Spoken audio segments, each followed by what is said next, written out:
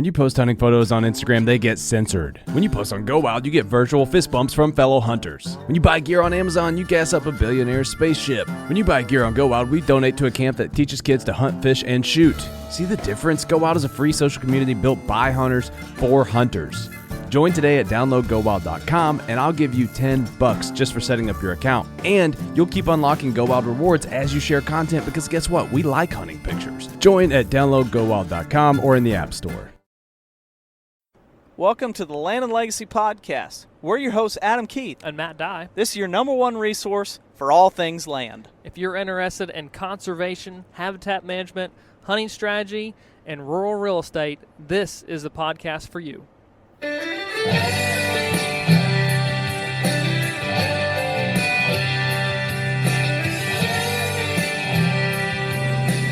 All right, guys, another Land and Legacy podcast here. We are the owners of Land and Legacy, co-owners, and as a natural resource habitat consulting firm assisting landowners across the country, a big part of what we're doing is, and how we assist landowners, is by laying out, among a lot of things, really prioritizing the management practices that landowners use on their property to make the biggest impact with the least amount of money spent with the quickest turnaround possible. The best return on your investment. And that's what we're going to cover in this week's podcast. One of this week's podcasts. The other one, if you want to hear about our hunting strategies and everything, go check it out. And we're going to cover 11 of the top things that you hear talked about, and especially some of these that you hear us talk about each and every week right here on the Land and Legacy Podcast. Yeah, I want to stress that time is often one of the biggest limited resources for people. And so the priority level becomes that much more important when time is limited.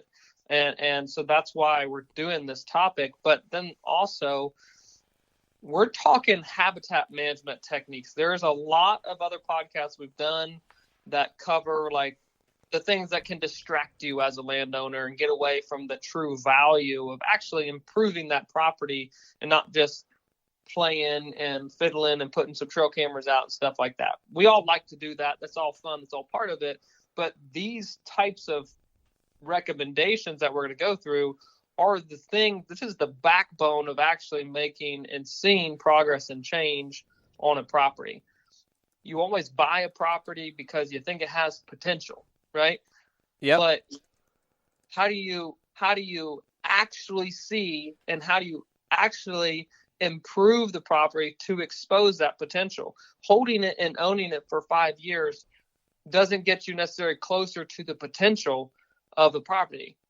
You have to actually change things to expose that potential. And so that's what we're doing, and basically going over this farm aerial with you guys and saying, here's the breakdown of all the recommendations we would make.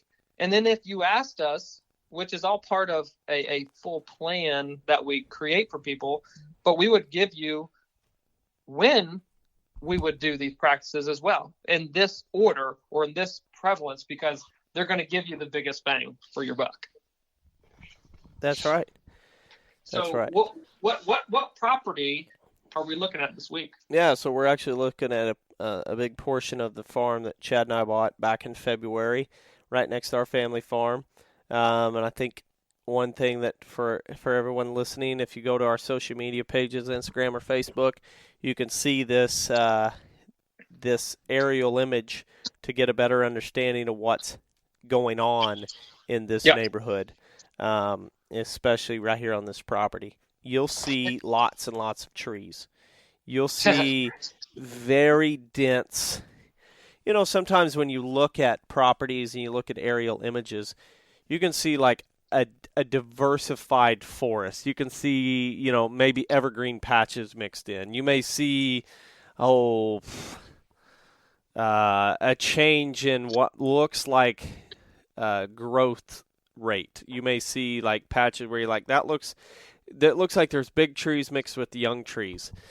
And I don't know if you've noticed or if you pulled it up, Matt, yet, but on X, when you look at this property, the property we call Whistling Woodlands, it is a big part of the ridgetops. Almost just looks like you could get on top and just walk right across the treetops. Like they're the exact same height, which is exactly the way it is. They're all about the same age because the same age, densely stacked, and all roughly same condition on the actual ridge tops. And species.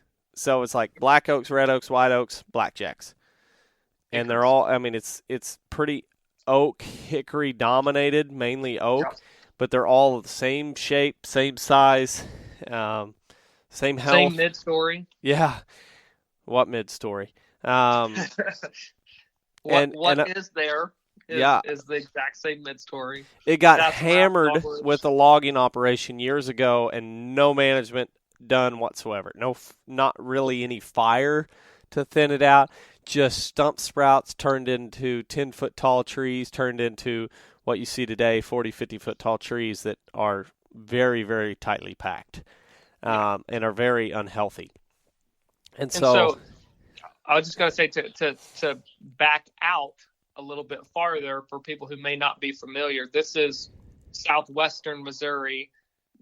Quite a bit of topography change on this property, but this is middle of America. Right, so people think Missouri, big bucks. This is kind of different portions of Missouri that many people watching outdoor television may be familiar with, but they happen here. They can occur here, and what we're going to talk about is going to make them do that more frequently. But on average, we're talking about 1,000 foot down in the valley elevation, all the way up to 1,320 on the very ridge top. Yep. So yeah, pretty decent slopes. A lot of topography features, saddles, ridges, benches, pretty wide bottoms on this portion of the property too. Not very just narrow, steep stuff like you'll get other places of the country. But that's a general quick breakdown. But the portion that you're looking at this week is 313 acres, right? Yeah, give or take 313, something like that. We're trying to give you guys a good example of the heart of the property and what that looks like, being a majority of timber. Right. So 323. I was off on a little bit of a line because there's a slight variance in the Onyx property boundary versus the survey that I had done just a few months ago. So it's about 320 acres now when I did that little switch. So I'm not going to lose the acres that easy. So roughly 320 acres, that probably puts about 250, 260 acres of timber. Yeah, all we added was timber. So 320 acres total, and it's about 257 acres of timber. Gotcha. So I don't know what's that percentage end up being, but I'll do the math here right quick. Yeah, but it's a majority. What about food plots? They're important. Remember, food plots are important. That's what they tell us. There is currently, and I'm gonna give you guys an example here. There is currently food plots, by definition of what the hunting industry would tell you is acres devoted strictly to wildlife that are planted each and every year, 4.5 acres. 4.5 acres. Okay, now, there are some other acres that are pasture that are excluded, and we still graze them, and we will graze them in the future, but they're going to be, planted in a very, just like a lot of the food plot blends, but they will be grazed at some point during the summer with a flash grazing where the cows are there for a day or two and then gone. So we're 4.5 acres. Percentages here. 80% of this 320 is timber, 1.5% is food plots, and 18% plus or minus a little bit is pasture. Yeah. That's dynamite. Laying the big bucks right there. That is the equation. X plus X plus X equals giants. That's what you want. But right. the cool thing about this is this isn't going to be the only property that we do like this, and so based on the actual features, not just the fact that it's a recreational property, we can't just lump it into that. We actually are looking at what comprises the 320 acres. What are the condition of that? What are the goals specifically that revolve around this property to create the order of operations or the procedure, the priority list? That's what impacts this list. It's not just like, oh, well, I want to hunt this place, so I need to do food plots. Well, we can see that only 1.5 acres of food plots on it currently. Maybe a recommendation 4.5. I'm sorry. I was looking at percent. Yeah. 4.5 acres of food plots. Maybe the recommendation is to add some more on the 320. But we need to keep in balance of all the other aspects of the property management. So before we dive into it, Adam, what needs to be clear for everyone listening is what are the goals of the property. So that's the basis that all of this comes off of. Yep. The big thing, that kind of our big three that we always talk about is improve wildlife habitat and populations. So, turkey numbers have been good. They were down a few years ago. They're starting to pick back up. We've identified some very limited resources for turkeys, especially during the brood rearing stage of life, and also late in the winter in different parts of the farm. I mean, you don't want to have one part of your farm just strictly be like that's where they're at during the winter and they can't really find anything they need in the other parts. So we're trying to really expand and make each and every acre more productive. So improving wildlife habitat and populations. Bobwhite quail really comes to mind for us, but it's a timbered property, so there are a few things that we have to be realistic on, but we have herd quail on this property, and we have herd them on the neighboring property, so we'd still like to do some major stuff for the bobwhite quail. Replicate nature and create diverse landscapes.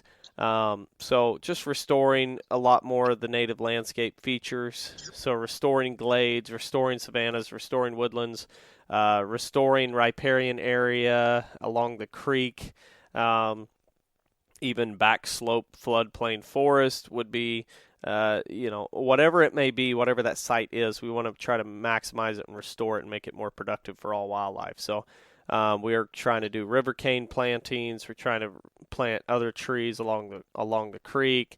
We're trying to do restore these glades, different things like that. And then lastly, cash income production. So ultimately, our opinion has been that you can't buy more land if your current land isn't making you money. So our whole concept with this property purchase was to start making money on it. Not only just pay for it, but start making money. So each and every year, we're going to hopefully, Lord willing, make enough money to make the farm payment and then make additional income on top of that. So that's our big three. And so every decision we make, every management decision we make comes into that of going, does this affect our three goals? And, I think as I list out our priorities of the top 10 or top 11 management, you'll quickly see how high income production ranks on our goals to be met. Certainly. Well, so. and again, hopefully that paints the picture for everyone of what specifically it is you're looking to accomplish. Again, because there's a direct correlation to what it is we're about to go into, and that's the 11 different techniques that would be outlined and utilized on this property. I'll say something too. Yeah, that within that, a lot of the common goals are I want bigger deer and I want to hold them on the property, and that is a great goal to have. But I didn't even mention that in my three. Now, keep in mind, I will get those goals, but not even focused on them. I'll meet those goals easy. That's not a problem. We've already kind of done that with a pass buck by the name of Donuts, 193-inch buck who lived on this farm before we owned it. But when we were releasing it, he was there, and we were already doing some management. Like, we can grow big deer on this place, but we're not gonna even focus on that. We're focusing on the other three, knowing that bigger deer and deer on there during daylight is going to come with the work that we're going to do to try to meet our three goals that I stated prior. Yes. Yeah. Yes. It's just that of holding them is it's built into those goals already. Yeah. It's just going to happen. It's going to be a product of the rest of those. It just doesn't have to be as specific as some other people may point out and wish to do. Yeah. I'm trying to do things that I have not seen done on other farms. And so I'm doing things to make this farm unlike anything that we've personally seen right out of the gate. Now, we're helping people do this and replicate what we're doing on this farm, but we're doing things differently because we don't want what everybody else has on their own farm. We want to create something that's even beyond our wildest dreams. So we have to do things totally different. Now, I stated my three goals. We'll reiterate that 80% of this farm is timber, 18% is pasture, or I guess it's like 18.5 because then another acre and a half, 1.5% is in food plots. So once again, it's another farm that's less than 5% in food plot acres. So I want everybody, as we're listing out our priorities here, to think about that ratio, and we'll probably say it over and over and over till we're blue in the face, that this is a timber farm ultimately with 18.5% in pasture. Yep. Okay, so let's list back, Matt. Or do you want to go 1 through 10 or 1 through 11 or 11 through 1? I think 11 through 1. Well, I'm thinking 1 through 11 because we want to. That's the starting point. Number one. Right? Number one thing that we're focusing on right out of the gate has been pasture management. And I know, pump the brakes. Adam, don't send me the email. That's only 18.5% of the property. But when you list out percentages on income produced, cattle are going to make more money right out of the gate for us than anything else.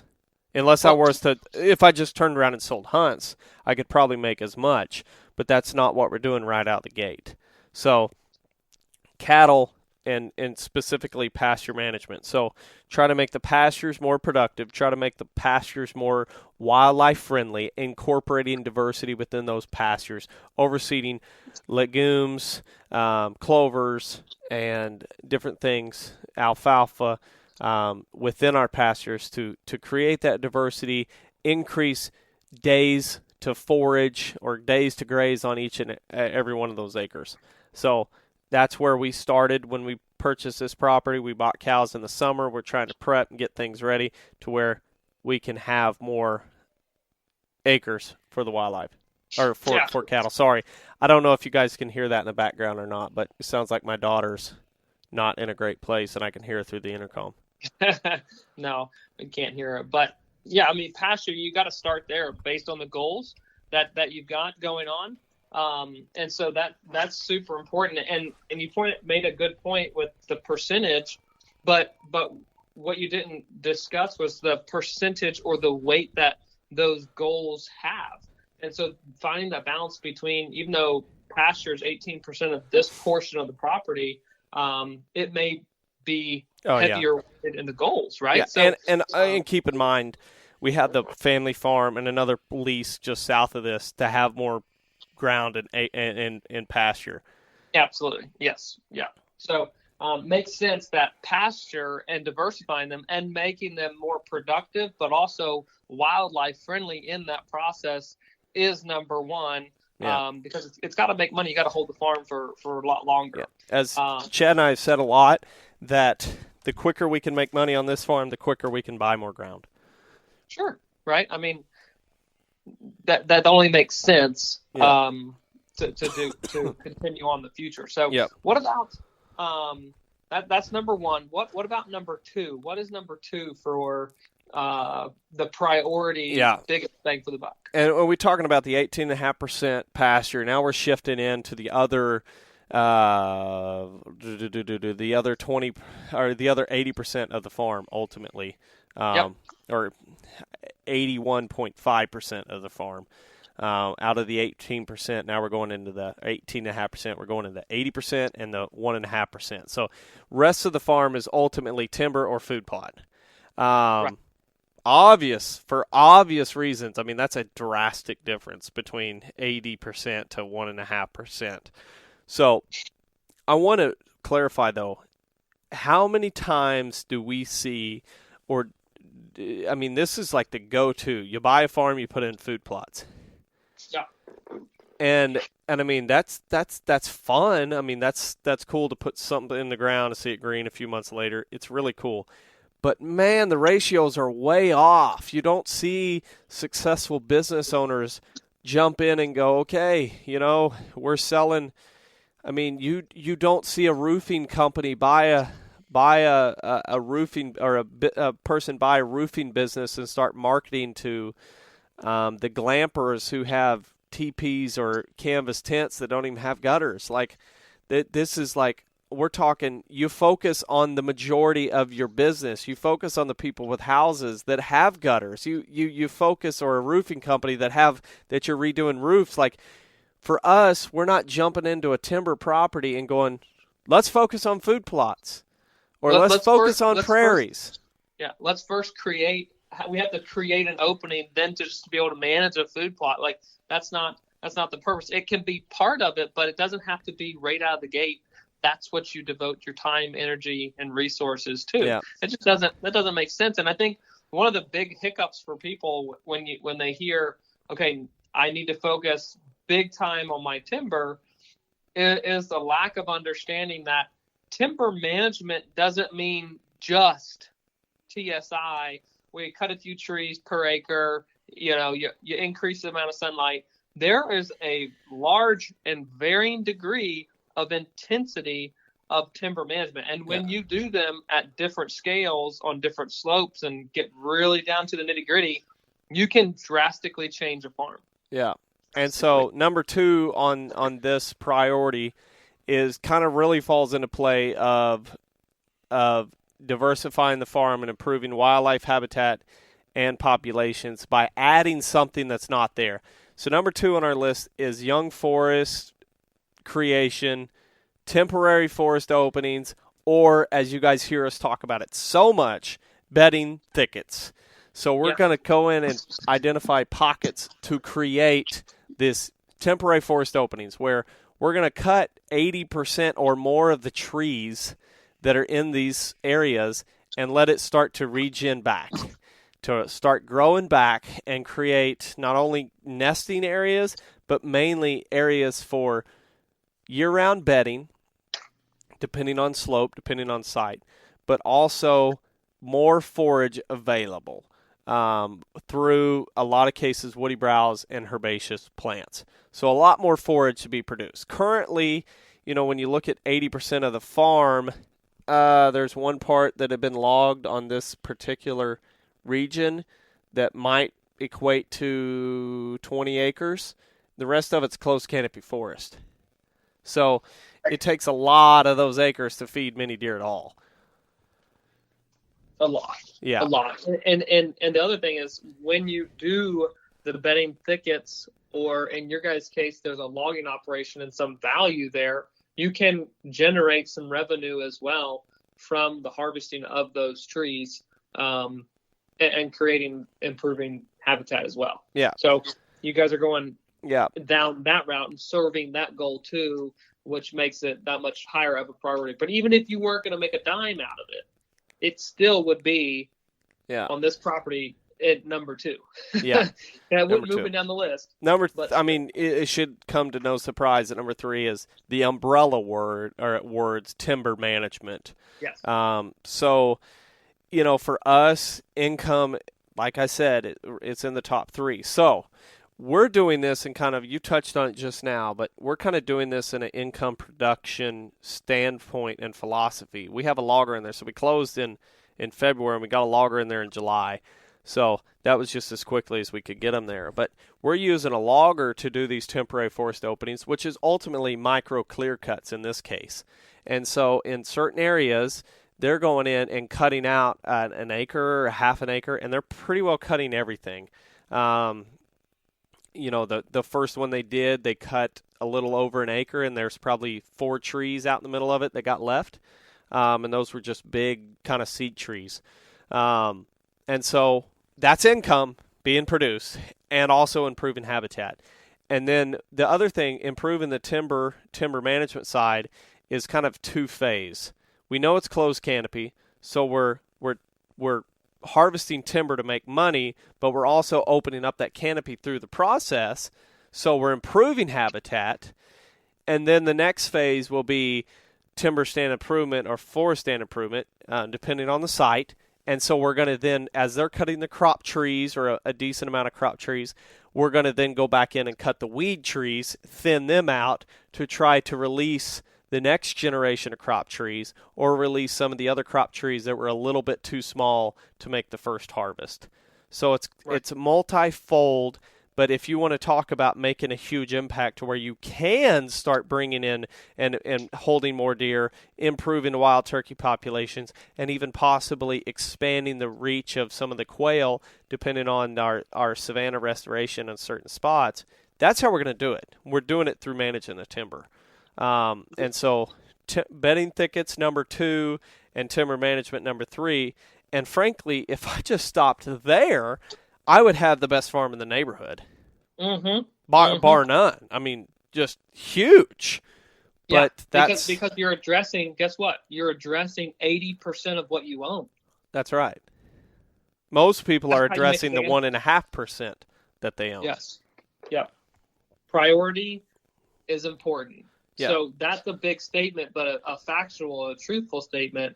So then someone's going to say, okay, well, if that's all you're going to do and you're going to make that big of an impact, why continue? Well, because things need to be maintained and things can then still be improved down the road. So what are some of the other features that we're talking about or things we would do? If you're not moving forward, you're moving backwards. So if you start cutting timber, things start growing, you know that other things keep growing and can get out of reach. So number 4 on our list is fire. And that's a huge one. I mean, that combination, fire, cutting timber, and burning is just like one of the best things we can do in this part of the world and many parts of the country when it comes to managing wildlife and replicating nature's natural disturbances. So it's like peanut butter and chocolate. Mm-hmm. They just go together. That's you right. don't want one without the other. Peanut butter and jelly, baby. Man, yeah. We go on and on here. So shake and bake. Ham and egg it. Yeah. I mean, if you're gonna put your foot in one of them, just bring that other leg right there and do both. Like, that's right. You're cutting yourself short if you don't use timber management and fire. So with fire, to maintain kind of the regeneration or the succession of the plants after the timber harvest, it really is like that's kind of what we tell people when we're recommending or when we're laying out work on their property, is going, okay, especially if there's been a timber harvest. Ultimately, they're cutting crops, and you cut the weeds, and then we burn occasionally to set it back, and then as things make it through the fire, when we have species that are adapted to fire continue to grow, we need to identify the next group of crop and try to release them and enhance them, and we need to identify the next group of weeds and remove them. And some of those weeds could be as simple as we're just going to cut it and let it start growing back, and it may be a crop tree the next time. Now, that sounds like it happens in 5 years, but really that's going to happen maybe a couple of times in each one of our lifetimes and then it's on to somebody else. So it's not like this huge workload, like especially with fire. That's a really good way to manage a lot of acres at a time in an afternoon or in a full day. So fire is being 4, which is just, after that, we're really getting somewhere. But after fire, we move on to number 5, which I have as food plots. Because I think this plays just as much into the hunting strategy, fire break and creation, as well as defining some more travel patterns in the recreational on the hunting standpoint. Yeah, I mean, this is this is not naturally where most people would place the importance of food plots, but what good is a food plot if you don't have the cover to support deer bedding close by? And so you've created that in the other ways, but through numbers 2, 3, 4, and you maintained it.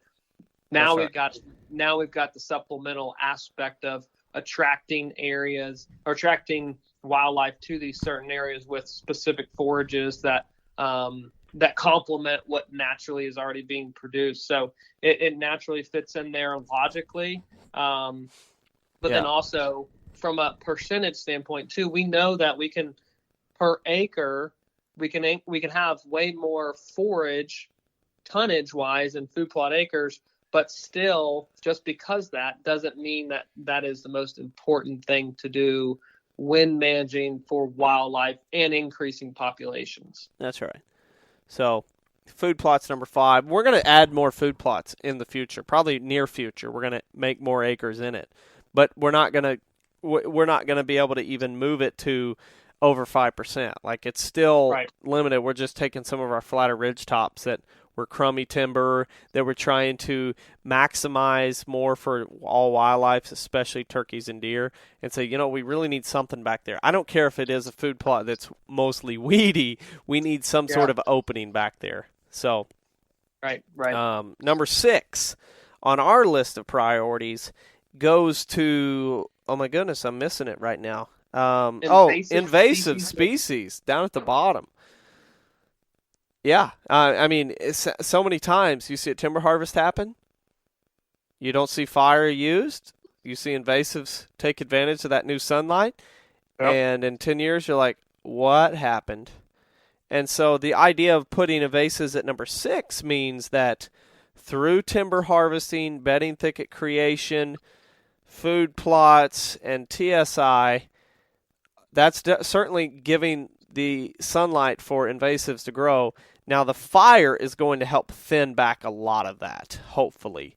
When it comes to multiflora rose, bush honeysuckle, autumn olive, the fire is really going to help set some of that back and eventually get rid of it. But if it doesn't, invasive species is a must, because you don't go buy a new truck and then never wash it or never try to remove the rust from it or get the salt off of it. Or change it. Like, you got to get the rust off of it or prevent it from rusting. An invasive species is rust on a property. So, so it's high on our list, because if you're not doing it, it's gaining on you.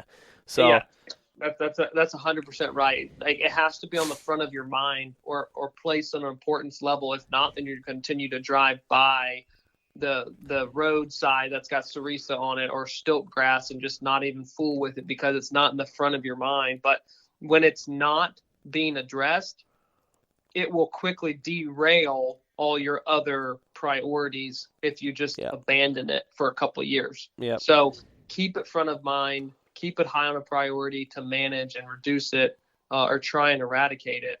And you won't ever have to step away from managing pastures and the timber and the bedding, which are very high, because you neglected something that should have just been maintained. That's right. Number 7. I mean, we talk about this one so much. Edge feathering. The reason it's number 7 is because you can see, even on this map, if you look currently set up, there's only 3 food plots in the heart of the timber. So if we did the best edge feathering on all of those, we still aren't making a huge impact.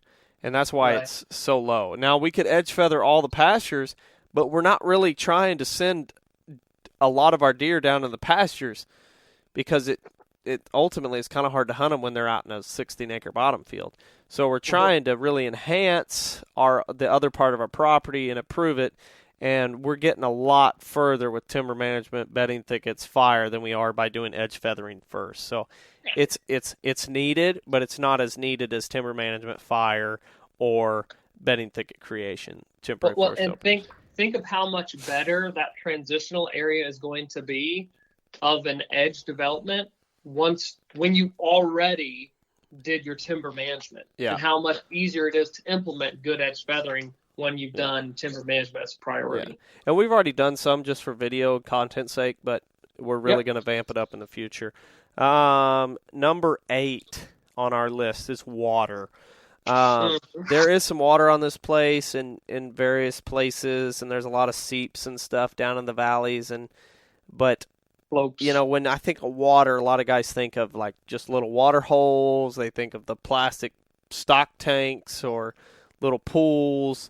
But ultimately, when we're talking water, you're going to see us using skid steers, dozers to create these little, 20 by 20 holes that are just all natural, just using clay and wet spots in the food plot and creating these little spots to just give them something else.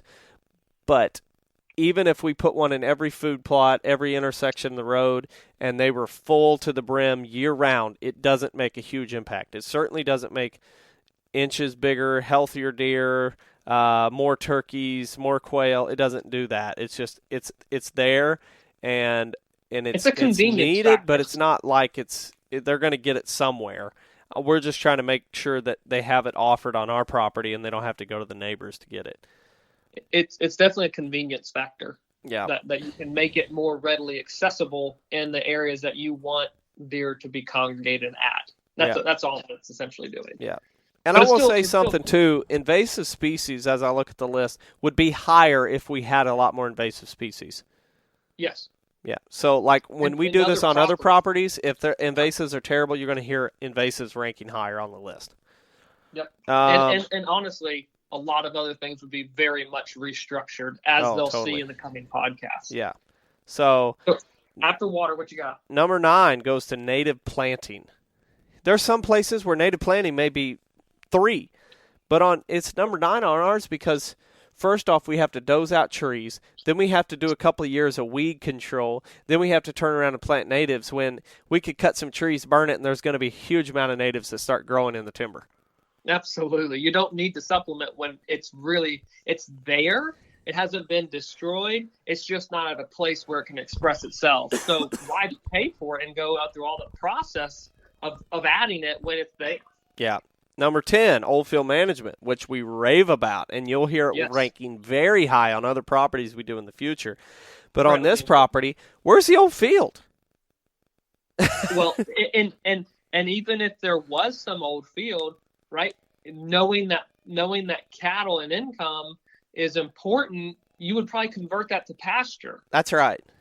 That's right. So it doesn't really have much of a play in this situation. There's probably odd areas or things that you guys didn't fence in that certainly there's some fescue and it could be sprayed out because it's not going to be grazed. That's important, but we're talking very small That's right. portions, or probably not even add up to an acre on the whole grand scheme of things. That's right. Yeah. So that was number 10. Number 11, tree planting. Yep. Which sounds a little weird given the fact that it's all trees. And that's why our head turns a little bit when we see properties that are all timber and there's still tree plantings going on. Yeah, we could plant apples. Yes, we could plant chestnuts. Yes, we could plant pears. Yes, we could plant peaches. But we don't have that many acres open currently. And I'm not going to plant them in my pasture so the cows break them off or chew the buds off of them. And I'm not going to plant them currently in my food plots because I don't have many acres of it. And they're skinny and not real big anyway. And I don't want to be driving around a bunch of trees.